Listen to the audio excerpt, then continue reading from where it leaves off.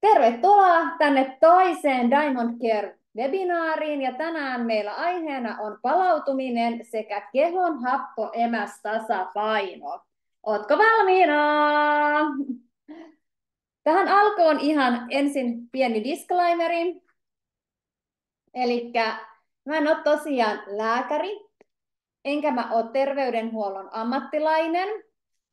Mä oon ihan tavallinen henkilö, joka on tehnyt ihmisten hyvinvoinnin kanssa töitä jo lähes koko työuran, eli reilun 30 vuotta. Ja mä muistutan sua nyt alkuun siitä, että kaikki mitä sä tuut tänään kuulemaan ei ole absoluuttista faktaa, vaan jokainen meistä on yksilö, jolla on yksilölliset tarpeet omassa henkilökohtaisessa hyvinvoinnissa. Ja jos sulla on mikä tahansa sairaus, tai sä epäilet, että sulla on jotain terveydellisiä haasteita, niin totta kai sä menet keskustelemaan sun hoitavan lääkärin kanssa mahdollisista muutoksista sun ruokavaliossa tai mahdollisesta lääkehoidosta. Muista kuitenkin se, vaikka tässä nyt disclaimeri onkin, että mä oon täällä sua auttamassa, jotta sä voisit paremmin ja jotta sä voisit elää mahdollisimman elinvoimasta elämää. Olipa se sun lähtötilanne mikä tahansa. Siitä sitten itse asiaan. Kuunnellaan tähän alkuun ihan lyhyt ääniviesti mieheltä, joka tekee töitä kokonaisvaltaisen hyvinvoinnin parissa. Hän on osteopaatti ja fysioterapeutti, joka on omistautunut muun muassa kehon palautumisen merkitykseen. Ihana Petteri Kytälä Järvenpään osteopatia-klinikalta. Ole hyvä. Ja sä jaksat paremmin töissä, oot energisempi, vähemmän stressiä ja nukut yössä paremmin. Noin, siinä oli Petterin terveiset meille lyhyet ja ytimekkäät 3 tärkeää pointtia. Miksi palautuminen on tärkeää? No kuka sitten minä oikein olen täällä äänenä, niin mä olen Satu Rusanen, joka on tehnyt tosi pitkän uran hyvinvointialalla. Ja mä oon aina korostanut kokonaisvaltaisen hyvinvoinnin merkitystä, jotta se sun elämän pyörä, hyvinvointipyörä, liikkuu tasaisesti, niin siellä täytyy olla eri osa-alueet balanssissa. Siellä täytyy olla liikunta, siellä täytyy olla ravinto, siellä täytyy olla tämän illan teema, lepo ja palautuminen. Ja tietysti siellä keskiössä meillä on se hengitys. Ilman hengitystä me ei paljon eteenpäin päästä. No, jos me mietitään näitä kokonaisvaltaisen hyvinvoinnin osa-alueita, niin mennään ensin tähän liikuntaan. Eli mulla tosiaan on liikunta-alan taustaa, eli 1997 mä oon mennyt liikunta-alalle. Ensin se oli mun harrastus ja sen jälkeen siitä tuli mulle ammatti, jossa tein yhden menestyksekkään uran ja jäin urani huipulla niin sanotusti siitä sitten eläkkeellä. Mutta jos sä siis liikut liian vähän tai liian paljon, niin kumpikaan näistä vaihtoehdoista ei ole hyvä. On löydettävä se oma henkilökohtainen balanssi. Silloin kun mä olin liikunta-alalla ja elätin itseni liikunnalla, ryhmäliikunnalla ja personal trainingillä, niin mä olin aina silloin, kun oli se niin sanotusti kausi päällä, eli syyskausi tai kevätkausi tai talvikausi, niin todella ylikuormittuneessa tilanteessa. Mutta sitten kun oli kesäkausi ja tunnit väheni jopa 80% ja oli niin sanotusti lomaa ja lepposaa oleilua, niin silloin kun mitattiin erilaisilla mittareilla, niin silloin mun kunto oli kaikista kovimmillaan. Tänään ei ole liikuntailta, ehkä me saadaan Diamond Careen vielä sellainenkin, mutta halusin tässä kertoa teille tästä balanssista, että liikunnassakaan se överit ei ole hyvä juttu, mutta ei myöskään vajarit, vaan jokaisen on löydettävä sieltä se oma yksilöllinen kultainen keskitie. No sitten jos me mennään tähän ravintoon, niin mun mielestä kun sä syöt 80% ravitsevasti ja monipuolisesti, niin silloin on tosi hyvä juttu. Ja silloin sä voit myös välillä revitellä ilman mitään oman tunnon tuskia. Mulla itselläni tämä 80-20 toimii ihan älyttömän hyvin. Eli nytkin mä oon lähdössä hiihtolomaksi lomalle, niin mulla ei ole huolen häivää. Mä voin ihan hyvällä omalla tunnolla siellä herkutella milloin mä haluan, eikä mun tarvi miettiä, koska enhän mä oo suurinta osaa mun elämästä lomalla, vaan mä elän silloin normaalia arkea, jolloin mä syön ravitsevasti ja monipuolisesti. Toki mä syön kyllä lomallakin ravitsevasti ja monipuolisesti, mutta voi olla, että jotain jäätelöherkkua tai muuta herkkua siellä sitten menee enemmän kuin normaalina arkena. No sitten meillä oli täällä se lepo ja palautuminen, eli kun nukut yösi niin, että tunnet aamulla olosi levänneeksi, saat jo askeleen edellä muita. Mutta mennään kuitenkin takaisin minuun. Eli tässä sä näet pikkasen tätä mun historiaa. Eli mä oon tosiaan syntynyt 73 vuonna silloin, kun K-kaupassa oli väiski, joka jauho itse jauhelihat takatilassa. 15-vuotiaana mä siirryin McDonald'siin myymään hampurilaisia ja paistamaan hampurilaisia. Ja urani huippu McDonald'sissa oli, kun olin asiakaspalveluemäntä, eli niin sanotusti hosti. Mä oon käynyt myös parturi-kampaajakoulun, jossa mä ymmärsin todella vahvasti ravintolisien merkityksen kauneuden hoidossa. 90-luvun alussa muun sitten, niin kuin mä kerroinkin jo, iski tää jumppa- ja treenikärpänen, josta sitten tuli mulle ammatti 1997. 95 vuonna mulla on todettu vakava krooninen suolistosairaus, colitis ulcerosa, johon lääkäri määräsi ravintolisiä täydentämään sitä mun heikkoa ravitsemusta ja aliravitsemustilaa. Marraskuussa 2002 mulla on tullut elämän suurin mullistava muutos, eli silloin mun elämään on tulleet nämä ihanat Fitline-tuotteet, mitkä on mun suuri rakkaus. Ja onpa mä ehtinyt käydä opiskelemassa terveysopistosaluksessa myös ravinto-opintoja. Ja tässä koko ajan päivittelen omaa tietotaitoani, eli ei se toki tässä ole, mutta highlightit kuitenkin. No tänään me hypätään kuitenkin tänne meidän syvään päähän, sillä palautuminen ja hyvän unen merkitys pitkässä juoksussa se on kuin taikasauvan heilautus terveydelle ja trendikkäälle pitkäikäisyydelle. Eli pitkäikäisyyshän on yksi 2024 vuoden trendejä. Kuvittele sitä, että sun keho on kuin älypuhelin. Mä oletan, että teillä kaikilla varmasti ehkä sellainen saattaa olla, eli on helppo samaistua siihen, että olisit kuin älypuhelin. Joka päivä se sun älypuhelin on täynnä sovelluksia ja toimintoja, eli niitä elämän haasteita ja aktiviteetteja. Ja nämä kuluttaa sitä puhelimen akkua, eli meidän kohdalla sun energiaa loppuun päivän mittaan. Palautuminen ja uni on kuin yöllinen laturi, joka varmistaa, että palaat seuraavaan päivään täynnä virtaa. Mitä unen aikana sitten tapahtuu? Siellä tapahtuu todellista taikuutta. Uni ei ole vain se, että sammutetaan valot hetkeksi, vaan se käynnistää kehon syvän kuntoutustyön.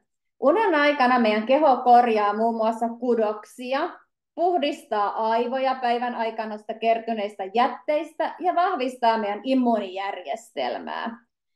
Tutkimukset on osoittaneet sen, että hyvälaatuinen uni, noin 7-9 tuntia aikuisilla, voi parantaa muistia, edistää painonhallintaa ja pidentää elinikää.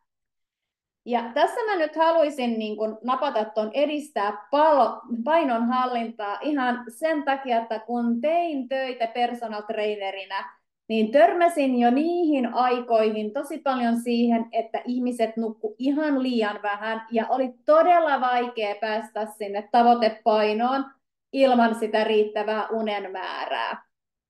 No, kun keho ja mieli saa tarvitseman levon, niin me jokainen ollaan silloin energisempiä, keskittymiskykyisempiä ja onnellisempia. Ja tämä ei ainoastaan tee meidän päivistä nautinnollisempia, vaan se myös rakentaa meille vahvemman perustan pitkälle ja terveelle elämälle. Me voitaisiin miettiä sitä, kun mä nyt olen kertonut, että mä oon ollut tämmöinen personal trainer ja ryhmäliikunta-alan ammattilainen. Me voitaisiin miettiä tätä uni ja palautuminen yleisesti siitä meidän arkipäivästä. Ne on kuin osa meidän omaa henkilökohtaista personal training-ohjelmaa, eli kunto-ohjelmaa. Ja tämä uni ja palautuminen, ne on vähintään yhtä tärkeitä kuin se itse treeni ja ravinto. Ja me monesti ajatellaan sitä niin päin, että tämä treeni ja ravinto on ne avaimet sinne niin kuin maksimaaliseen hyvinvointiin ja elinvoimaisuuteen, kun totuus on se, että siellä oikeasti on se uni ja palautuminen vähintään samassa roolissa tämän ravinnon ja liikunnan kanssa. Ja mun omasta mielestä tästä unesta, palautumisesta ja sitten happoimastasapainosta, mistä me myös tänään tullaan puhumaan, puhutaan ihan liian vähän. Tässä sä näet vielä kuvana näitä tämän vuoden trendejä, hyvinvointitrendejä, ja tänään me tosiaan mennään tänne aivojen hyvinvointiin, mielen hyvinvointiin, immunipuolustusjärjestelmän itsehoitoon, uneen ja pitkäikäisyyteen. Ja jos mä nyt oikeasti sanoisin, niin kyllä me mennään nyt sitten tuonne suolistoonkin, kun me mennään uneen ja happoimastasapainoon ja palautumiseen, ja totta kai myös modernit miehet liittyy tähän. Eli kyllä tämä koko homma on, puhutaan me mistä tahansa, niin aina tämmöinen kokonaisvaltainen vyyhti. No, happamia sanoi kettu pihlajan marjoista. Mennään happoemästasapainoon.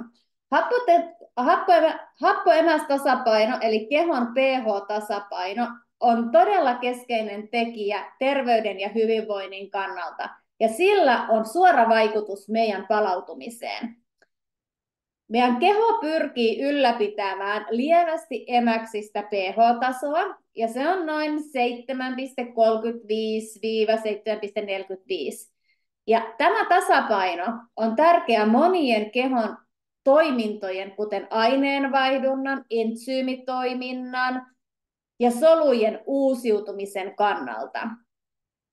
Kun tämä tasapaino häiriintyy, se voi vaikuttaa negatiivisesti terveyteen ja palautumiseen.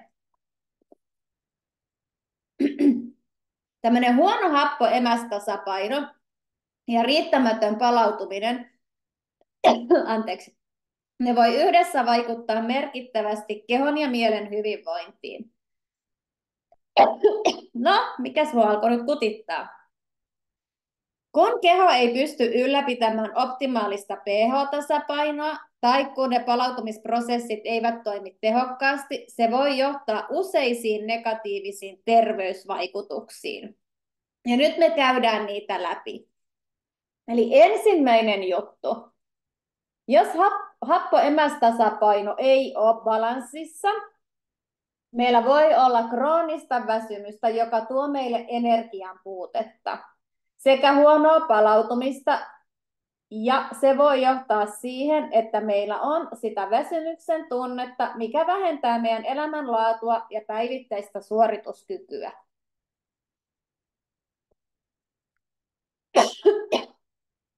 Toinen juttu on lihaskivyt ja jäykkyys, eli tämä palautumisen puute. Ilman tämmöistä asianmukaista palautumista lihakset voi tulla kipeiksi ja jäykiksi, mikä voi rajoittaa meidän liikkuvuutta ja lisätä loukkaantumisriskiä. Ja tämä oli mulle tosi tuttu juttu silloin, kun mä toimin liikunta-alalla. Happoemästasapainolla on merkitystä myös meidän immuunijärjestelmälle, ja jos meillä on huono happoemästasapaino, se voi heikentää meidän immunipuolustusjärjestelmää, eli vastustuskykyä, ja tehdä näin meidän kehosta alttiimman infektioille ja hidastaa paranemisprosessia.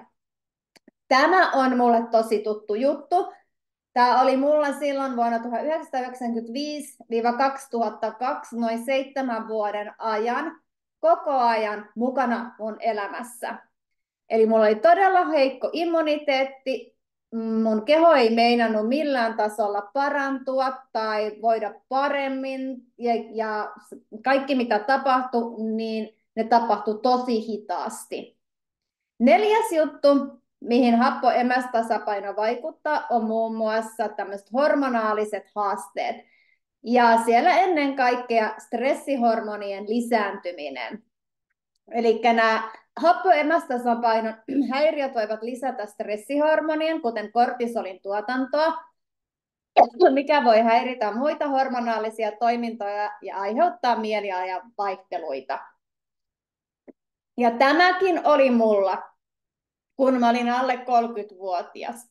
Eli kortisoli, sen tuotanto oli tapissaan, mulla oli hormonaaliset toiminnot aivan mullin mallin, ja ne jopa näkyi musta ulospäin.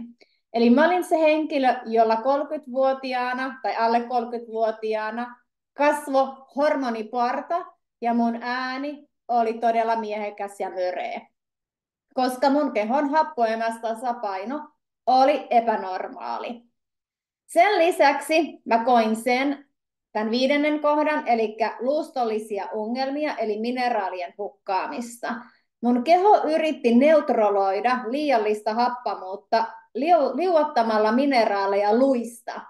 Koska mä olin niin havar, niin keho lähti etsimään luista mineraaleja ja mitä mulle sitten tapahtui. Mulla oli tosi heikot luut ja se tietysti lisäsi myöskin osteoporoosin riskiä, jota onneksi mulla ei koskaan kuitenkaan todettu. 6. kohta on aineenvaihdunnan hidastuminen ja painonhallinnalliset vaikeudet. Kun meillä on happoemästasapaino mullin mallin, niin meidän aineenvaihdunta saattaa hidastua ja se voi johtaa painon nousuun ja vaikeuttaa painon hallintaa. 7. kohta on ruoansulatukselliset haasteet. Ne voi aiheuttaa tai pahentaa ruoansulatusongelmia, kuten närästystä, turvotusta tai epäsäännöllistä suolen toimintaa. Ja omalla kohdallani, kun mulla on tämä IBD-sairaus, eli colitis ulcerosa, niin mulla on se suolisto se, joka kertoo heti, jos ollaan menossa kehon happoemästasapainossa väärälle puolelle. Se on ihan välitön vaikutus.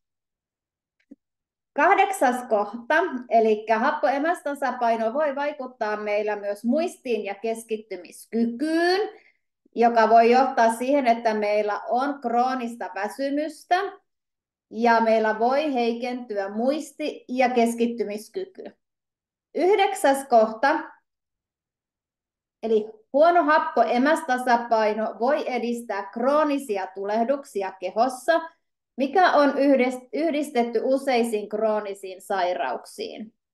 Ja nyt kun mä mietin tätä kohtaa tulehdustilat, 9. asiaa, niin silloin kun se mun happoemästasapaino ei ollut normaali, niin mulla oli jatkuvasti erilaisia haasteita, esimerkiksi poskiontelotulehduksia sekä ihossa erilaisia ongelmallisia tulehdustiloja.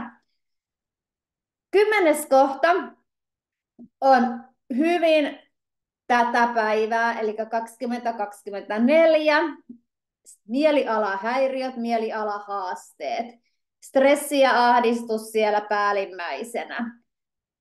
Näiden hormonaalisten häiriöiden ja kroonisen väsymyksen myötä voi kehittyä myös tämmöisiä erilaisia mielialahaasteita, häiriöitä, kuten esimerkiksi depressiota tai ahdistusta. Siinä oli 10 juttua, mihin se happoemästasapaino voi oikeasti vaikuttaa. On kuitenkin hyvä muistaa se, että kun meillä on terveellinen elämäntapa, vaikka se 80-20, johon sisältyy tasapainoinen ruokavalio, riittävä, sopiva lepo, liikunta sekä stressinhallintatekniikat, niin nämä jutut ovat avainasemassa happoemästasapainon ylläpitämisessä ja tehokkaassa palautumisessa. Näiden periaatteiden noudattaminen voi auttaa välttämään edellä mainittuja negatiivisia seurauksia ja edistämään sun kokonaisvaltaista hyvinvointia. Mä tietysti suosittelen kaikille Restoreittiä yksilöllisellä annostuksella, meidän emäspuskuria, josta mä tulen kertomaan myöhemmin lisää. Ei ole olemassa suoraa tilastoa, mistä me voitaisiin lukea, kuinka moni suomalainen on niin sanotusti hapan. Kuitenkin me voidaan tarkastella yleisiä hyvinvointiin ja palautumiseen liittyviä tekijöitä, jotka vaikuttaa ennen kaikkea meihin suomalaisiin. Me puhuttiin jo äsken mielialasta ja mielen hyvinvoinnista. Suomessa mielialahäiriöt, kuten masennus, ne on tosi yleisiä. Mä kävin katsomassa tutkimuksen, jossa kerrottiin sellainen, että viime vuonna yli 460 000 suomalaista, eli lähes joka 10. käytti masennuslääkkeitä Suomessa. Mutta se todellinen määrä, kuinka moni kärsii mielialahäiriöistä, on varmasti paljon suurempi, koska on valtavan iso joukko niitä, jotka ei hae apua tai käytä lääkitystä, joka heille on määrätty. No, mikä muu vaikuttaa meihin suomalaisiin? Kaamos. Kaamosväsymys. Me aletaan onneksi olla kohta selätetty tämän talven kaamos, mutta onhan ollut pitkä talvi ainakin mun mielestä. Ja tällaisen pitkän pimeän talvikauden tiedetään vaikuttavan osan suomalaisista mielialaan. Ja se voi ilmentyä meillä esimerkiksi kaamosväsymyksenä tai masennuksena, kaamosmasennuksena. No, mikä muu sitten vaikuttaa meihin suomalaisiin, on työelämän stressi. Suomalaisten työelämän stressi on todella yleistä, ja se voi vaikuttaa negatiivisesti meidän palautumiseen. Työterveyslaitoksen mukaan stressi on yksi yleisimpiä työperäisistä työterveysongelmista, mitä Suomessa on. Unen laatu, siihen me voidaan vaikuttaa, eli hyvä uni on keskeistä palautumiselle. Tilastojen mukaan suomalaisilla on univaikeuksia, jotka voi vaikuttaa palautumiseen. Eli esimerkiksi THL:n mukaan noin 1/3 aikuisista kokee univaikeuksia. Todella huolestuttavaa. Liikunta, fyysinen aktiivisuus on tosi tärkeää meidän hyvinvoinnille ja auttaa palautumisessa.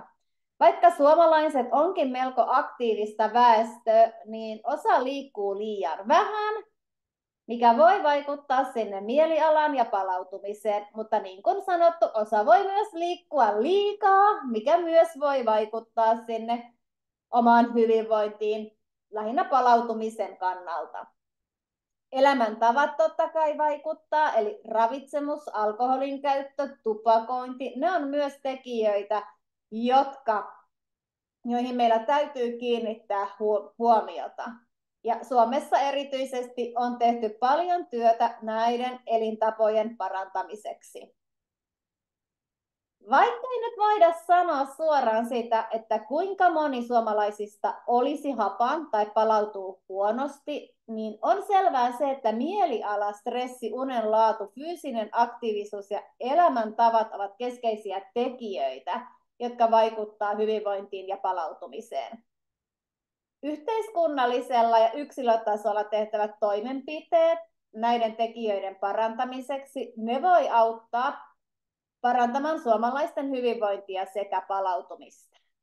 Ja nyt kun me katsotaan tätä kuvaa, niin tässähän on tämmöinen suomalainen pariskunta, jotka ovat ostaneet sitten kaikennäköisiä pillereitä ja puristeita sieltä sun täältä.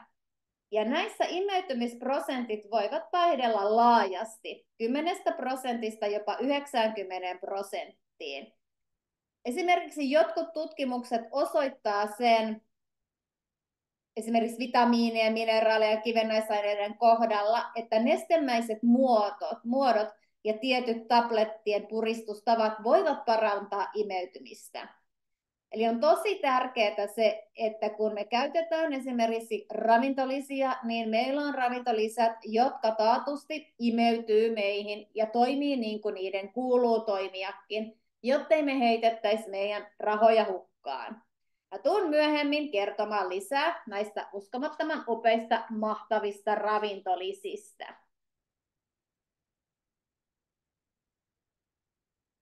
Noin, ja siitä sitten päästään palautumiseen ja happoemästasapainoon. Ne on muuten kaksi ihan eri asiaa. Ja nyt tästä tulee todella laaja paketti, kun me tänään pureudutaan molempiin, sekä palautumiseen että happoemästasapainoon. Ja nyt mä vähän avaan sulle, mitä nämä kaksi asiaa on. Palautuminen tarkoittaa prosessia, jonka aikana keho ja mieli toipuu rasituksesta, stressistä tai harjoittelusta. Se sisältää fyysisen, psyykkisen ja hormonaalisen tasapainon palautumisen. Kun taas happoemästasapaino viittaa kehon kemialliseen tilaan, jossa happojen ja emästen suhde on optimaalisella tasolla, yleensä hieman emäksinen pH-arvo veressä. Ja niin kuin jo aikaisemmin kerroin, niin se on noin 7,35–7,45. Mietitään näitä tavoitteita, mitä sitten meillä on palautumisen ja happoemästasapainon suhteen.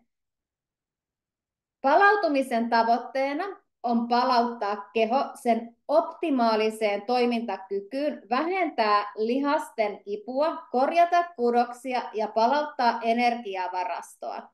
Kun taas happoemästasapainon tavoitteena on ylläpitää kehon pH-tasoa optimaalisella tasolla, joka on taas sitten tärkeää solujen toiminnan, aineenvaihdunnan ja elintärkeiden prosessejen kannalta. Mitä muuta?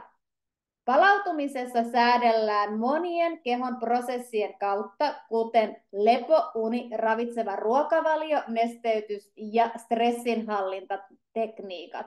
Kun taas sen happoemästasapainoa säädellään kehon puskurijärjestelmien, hengitysten, munuaisten kautta, jotka auttaa poistamaan ylimääräiset hapot tai emäkset ja pitämään pH:n stabiilina.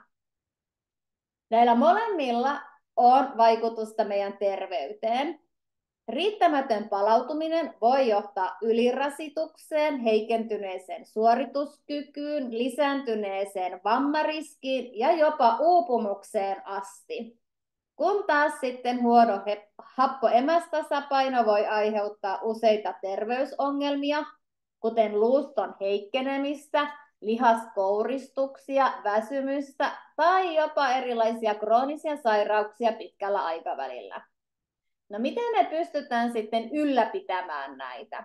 Palautumista me tuetaan aktiivisen ja passiivisen lepoajan avulla, ravinteiden saannilla, riittävällä nesteytyksellä ja stressinhallinnalla. Kun taas sitten happoemästasapainoa tuetaan terveellisellä ruokavaliolla, joka sisältää runsaasti emäksisiä ruokia, kuten hedelmiä ja vihanneksia, sekä vältetään tietysti sitten niitä happamuutta aiheuttavia ruokia ja juomia, joita kyllä roppakaupalla löytyy, kun kauppaan mennään. Mennään palautumiseen pelkästään. Hyvä palautuminen on oleellinen osa terveyden, hyvinvoinnin ja suorituskyvyn ylläpitämistä. Se vaikuttaa moniin kehon ja mielen osa-alueisiin. Ja nyt me käydään läpi 6 keskeistä aluetta, jossa hyvä palautuminen näyttää vaikuttavansa merkittävästi. Ensimmäinen juttu on fyysinen suorituskyky. Hyvä palautuminen auttaa lihaksia korjaantumaan ja vahvistumaan harjoittelun jälkeen, mikä parantaa sekä lihasvoimaa että kestävyyttä. Ilman asianmukaista palautumista lihasten ylirasitus voi estää suorituskyvyn kehittymisen. Palautuminen ja vammojen ehkäisy. Riittävä lepo ja palautumisaika vähentävät ylirasituksen riskiä ja auttavat ehkäisemään vammoja. Jatkuvasti kuormittuneet lihakset ja nivelet ovat alttiimpia loukkaantumisille. Ja nyt kun mä mietin tätä kohtaa, ja mä mietin sitä liikunta-alan työskentelyä, mitä mä tein aikoinaan, niin mä näin tosi paljon tätä, että kuinka sieltä se nimenomaan näitä erilaisia vammoja, nivelsidevammoja ynnä muita vastaavia tuli helposti tietyssä vaiheessa kautta, kun keho oli huonosti palautunut. No mihin muuhun palautuminen vaikuttaa? Mielenterveyteen ja tietysti mielen hyvinvointiin. Palautuminen erityisesti aktiivisen levon, rentoutumisharjoitusten ja unen kautta auttaa vähentämään meillä stressitasoja ja edistää näin mielenterveyttä. Stressin hallinta on tärkeää sekä fyysisen että psyykkisen terveyden kannalta. Uni ja unen laatu. Hyvät palautumiskäytännöt, kuten säännöllinen nukkumaanmenoaikataulu ja rentoutumisrutiinit ennen nukkumaanmenoa, ne voi parantaa meidän unen laatua. Laadukas uni on keskeistä palautumiselle, sillä unen aikana keho korjaa itseään ja mieli käsittelee päivän tapahtumia. Mä näin tänään sellaisen Instagram-storin, jossa oli nainen, jolla oli tänään Facebook-live, muistaakseni kello 11. Ja eilen häneltä halkesi, meni rikki hammas. Ja hän on viime yönä nähnyt sellaisen unen, että hän myöhästyi siitä Instagram-livestä, koska hän ei päässyt pois hammaslääkärin penkistä. Ja tässä on hyvä esimerkki siitä, miten mieli käsittelee päivän tapahtumia, kun me nukutaan.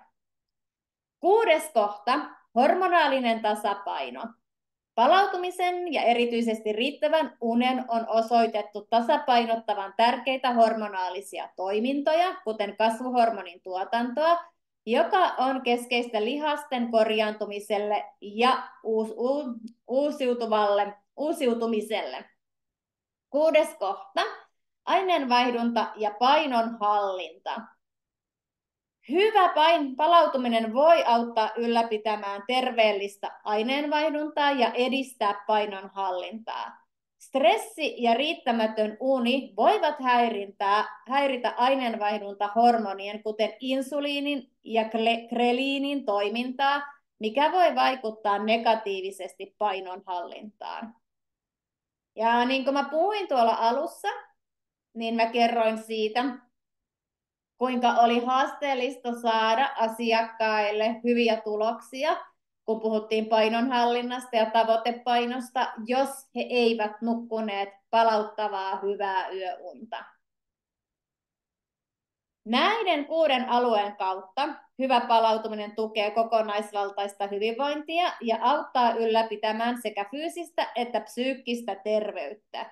Se on perusta pitkäjänteiselle kehitykselle ja elämänlaadulle kaikilla elämän osa-alueilla. No, mihin sitten se happo-emästasapaino vaikuttikaan?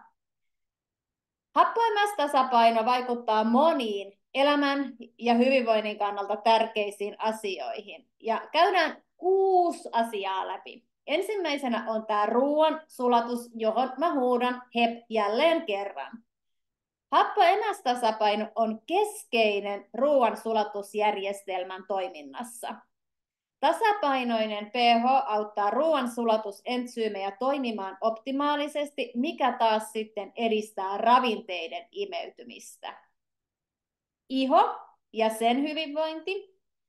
Happo-emästasapaino voi vaikuttaa ihon hyvinvointiin. Liian happama iho voi aiheuttaa ihon ärsytystä ja ongelmia, kun taas tasapainoinen pH auttaa säilyttämään ihon terveyden ja kauneuden. Ja hep! Sä tulet näkemään kohta kuvan, jossa mä oon todella hapan. Ja siinä näkyy se, miten se iho kertoo sen happamuuden.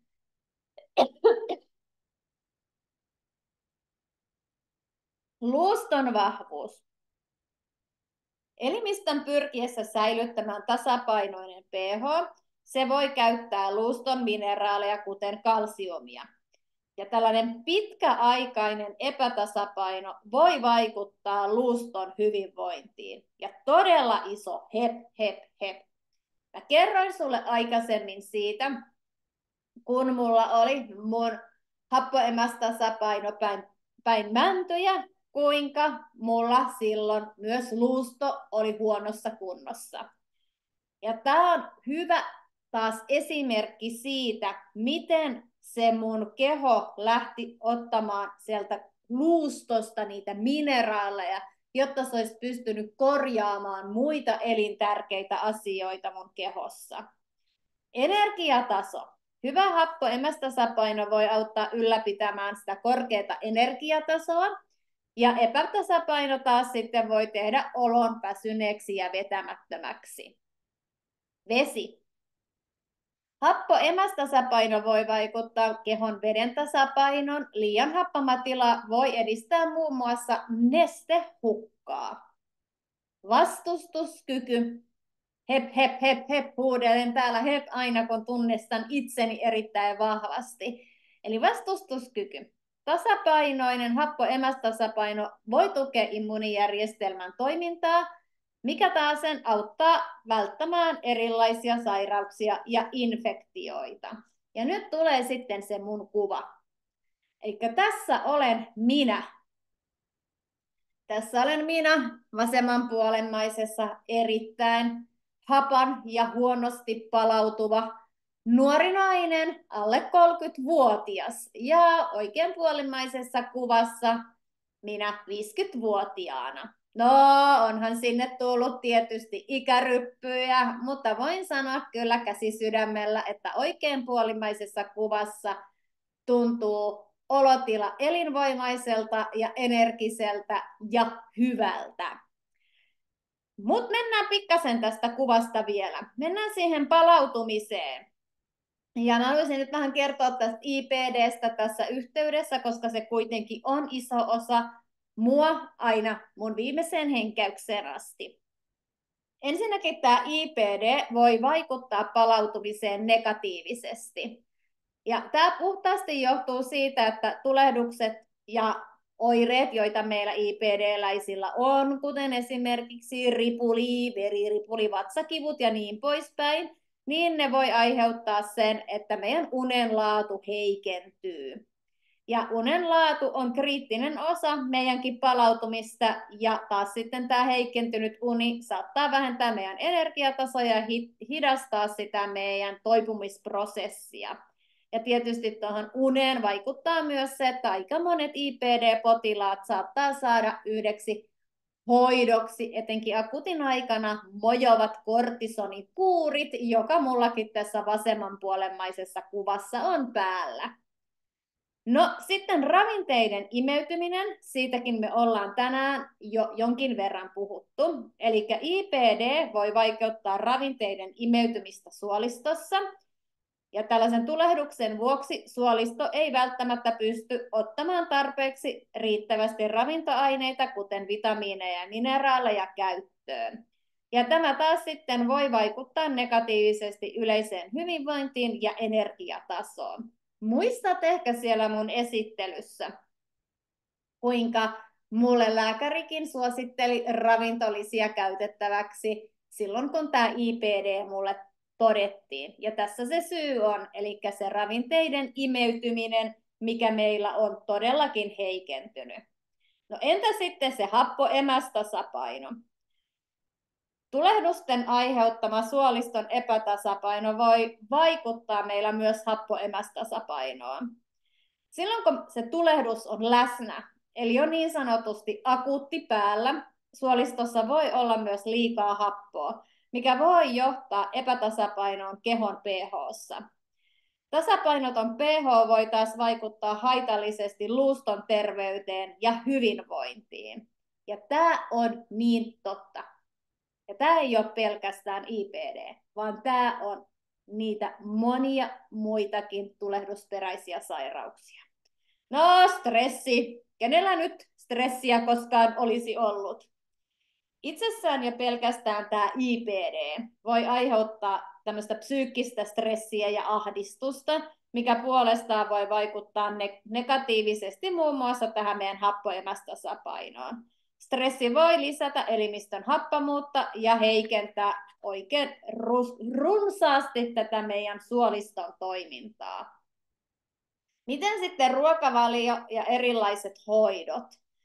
On tärkeää huomioida se, että tähän IBDn hoitoon liittyy aika usein tämmöisiä erityisiä ruokavaliorajoituksia, ja jos sulla on joku tuttu, jolla tämä IBD on, niin mulla on hyvä kattava lista, mitä kannattaa välttää, kun akuutti on, ja mitä kannattaa suosia. Ja totta kai silloin, kun on IBD, niin kaikki sellaiset niin kun asiat, mitä käydään, niin ne käydään yleensä lääkärin kanssa läpi, eli tarvitaanko lääkitystä vai eikö tarvita lääkitystä, ja mun kohdalla kyllä mulla se lääkitys on yhä edelleen päällä. Eli on tärkeää pitää itsestään kokonaisvaltaisesti huolta. Itselläni on mukana myös erilaisia muita hoitomuotoja, mitä mä hyödynnän, kuten esimerkiksi nyt uutena tämä kylmäaltistus ja punavalohoidot, ja sen lisäksi olen käynyt paljon erilaisissa muissa hoidoissa, jotka on olleet muun muassa tämmöisiä manuaalisia käsittelyjä. Mutta siinä aika kattava paketti palautumisesta ja happo-emästasapainosta. Ja täytyy sanoa, että olisi ehkä kuitenkin kannattanut tehdä nämä kaksi asiaa erikseen, mutta mä toivon, että sä sait sen pääpointin, että mitä nämä on ja miten nämä on erilaisia ja miksi nämä ei ole yksi ja sama asia. Mutta nyt kuitenkin meillä olisi tärkeää löytää ratkaisuja ja helppoja ratkaisuja siihen, että me pystyttäisiin helpoilla valinnoilla muuttamaan ja muokkaamaan sitä meidän omaa hyvinvointia parempaan suuntaan. Ensinnäkin on paljon helpompi lisätä ripaus hyvää olemassa olevaan ruokavalioon, kuin lähteä muuttamaan kaikki uusiksi. Mä oon nähnyt paljon, miten meidän aamujuoma, iltajuoma sekä meidän itse tehtävä jogurtti voi saada aikaan. Olipa ruokavalio jo kunnossa, monipuolinen ja ravitseva, tai olipa siinä jotain petrattavaa. Mulla on pari esimerkkiä, jotka mä haluan kertoa sulle. Ensimmäinen on mun jumppa-asiakas vuodelta nappia 0. Ja siihen aikaan me tehtiin paljon ravintoanalyysejä. Tämä oli yksi sadoista ravintoanalyyseistä, jossa ne vitamiini, mineraali, kuitu, energiaravintoaine, palkit meni kaikki lähestulkoon 100%. Eli se oli, voisi sanoa, että täydellinen. Ruokavalio oli täydellinen kaikin puolin, mutta silti tällä asiakkaalla, vaikka hän söi jopa sen ravintopäiväkirjan mukaan täydellisesti, hänellä ei ollut kaikki hyvin. Hän ei ollut elinvoimainen. Hän ei palautunut kunnolla ja hänellä oli jonkinnäköistä kremppaa. Pistettiin pienet palaset kuntoon aamuun ja iltaan ja mitä tapahtui? Tästäkin naisesta tuli elinvoimainen. No mennään toiseen ääripäähän. Tehtiin taas ravintoanalyysi tällaiselle personal training asiakkaalle, henkilölle, jolla oli kaikki retuperällä. Tämmöinen niin kuin ruokalähde, energialähde oli maksitupla. Ja nimenomaan maksiversio. Eli kaikki oli ihan päin prinkkalaa. Oli paljon helpompi lisätä tälle henkilölle vähän hyvää aamujuoma ja iltajuoma, kuin lähtee lisäämään hänelle esimerkiksi tässä kuvassa olevia raaka-aineita ja kieltää häneltä se tupla kokonaan. Hän otti aamujuoman ja iltajuoman käyttöön. Hetken päästä se tupla jäi unholaan. Se ei ollutkaan enää se juttu, vaan hänen muukin ravitsemus oli lähtenyt kääntymään tällaiseen terveelliseen ja energiseen ja ravitsevaan verrattuna siihen, mikä se lähtötilanne oli. Ja ainut, mikä muuttui, oli tämä pieni muutos aamuun ja iltaan. Tässä kuvassa sä näet sen, mitä meidän Power Cocktail sisältää. Mä oon tehnyt tähän tämmöisen 1 teelusikan reseptin, Eli ottanut meidän inkkilistasta raaka-aineet, mitä tämä tuote sisältää, ja laittanut ne sulle tähän näkyville. Sä voit kopsata tämän, mutta en mä tiedä, että onko nämä edes oikein nämä suhteet. Voi olla, että nämä on ihan päin prinkkalaa, mutta mulla oli vaan helppo tehdä tästä tämmöinen 1 teelusikan resepti.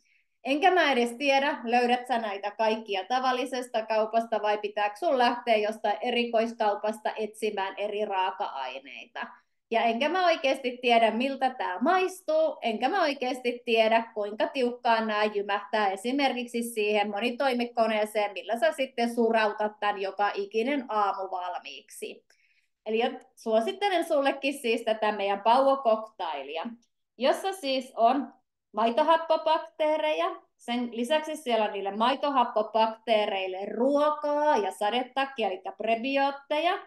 Siellä on erilaisia kuituja. Siellä on vitamiineja, muun muassa B-vitamiineja. Siellä on antioksidantteja, jotka on tosi tärkeitä. Siellä on polyfenoleja, jotka tulee marjoista, hedelmistä, vihanneksista, yrteistä sekä mausteista. Siellä on tämmöinen luxury ayurvedinen yrttimaustesekoitus. Sen lisäksi siellä on kurkumaa, siellä on guaranaa, siellä on multiensyymikompleksi. Ja tämän Power-cocktailin tehtävä on se, että aamulla kun sä juot tämän, sä tunnet kuinka sun energiatasot nousee. Sä tunnet sen, kuinka sulla on siihen päivään enemmän energiaa, voimaa ja poweria. Enemmän keskittymiskykyä siihen, mitä sä teet päivän aikana.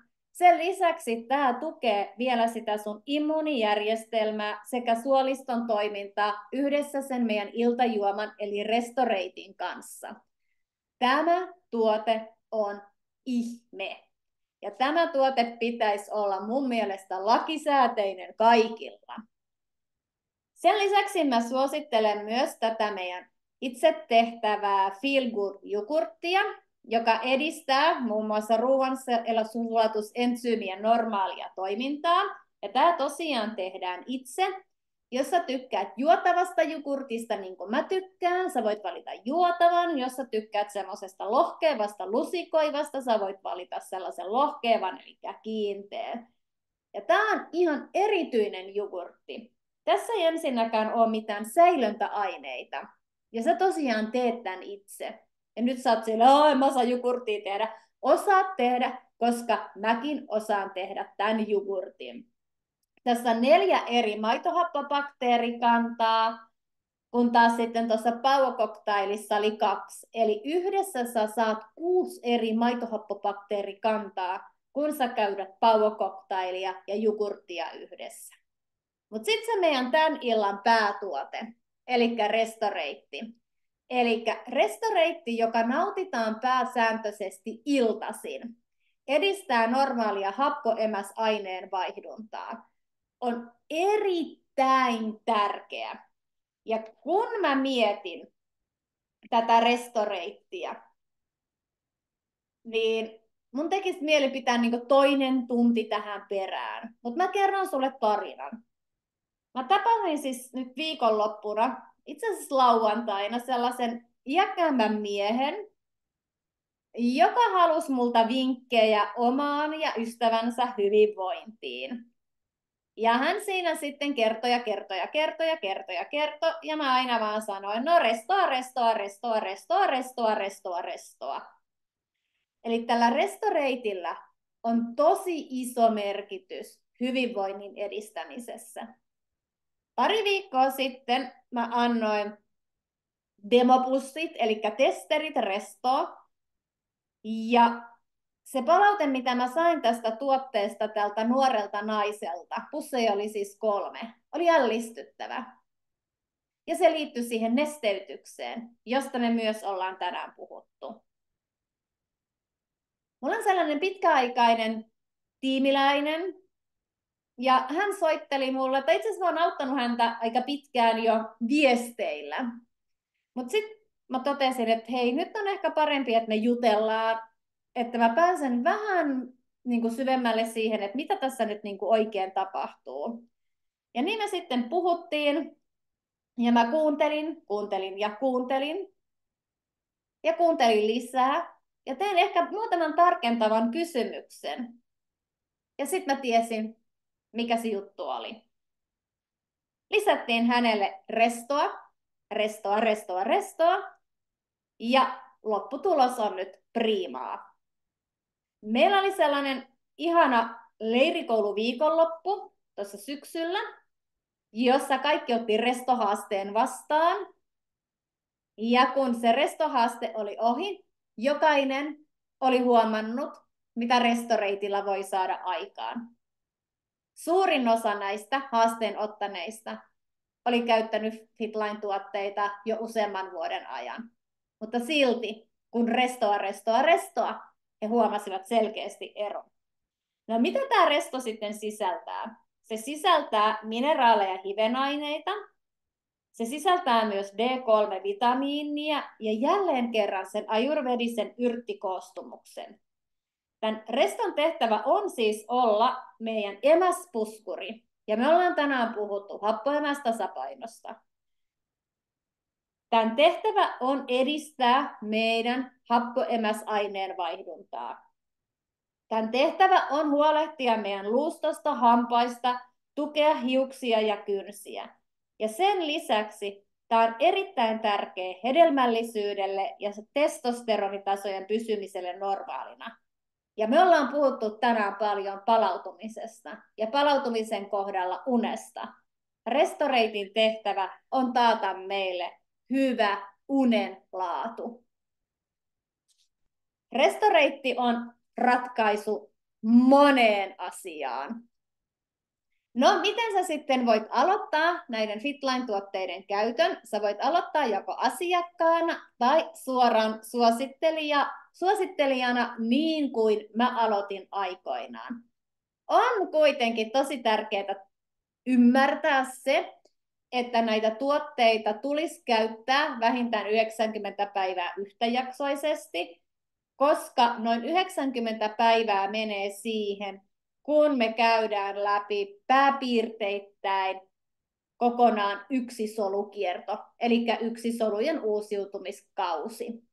Eli 90 päivää, kun sä annat itsellesi aikaa, otat 90 päivän haasteen, sitoudut siihen, että joka aamu ja joka ilta, ja vielä ehkä se jogurtti siihen sekaan, niin nyt ollaan helmikuussa, maalis-huhti-touko, niin toukokuussa, kun meillä on Diamond Care, sä voit taputtaa itseesi olkapäälle ja todeta, että onneksi olkoon, well done, meni hyvin. Menikö se muuten ihan oikein? Maalis-huhti-touko, kyllä se meni ihan oikein.